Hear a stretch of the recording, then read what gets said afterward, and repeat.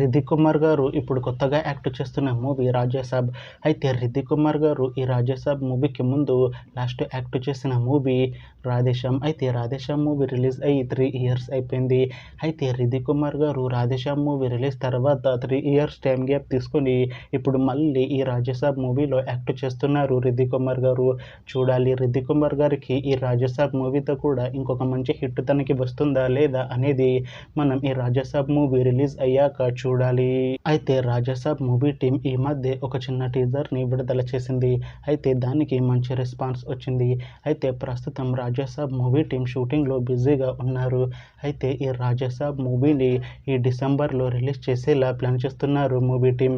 చూడాలి Raja Saab movie release అయ్యాక మంచి హిట్ అవుతుందా లేదా అనేది మనం ఈ రాజాసాబ్ మూవీ రిలీజ్ అయ్యాక చూడాలి.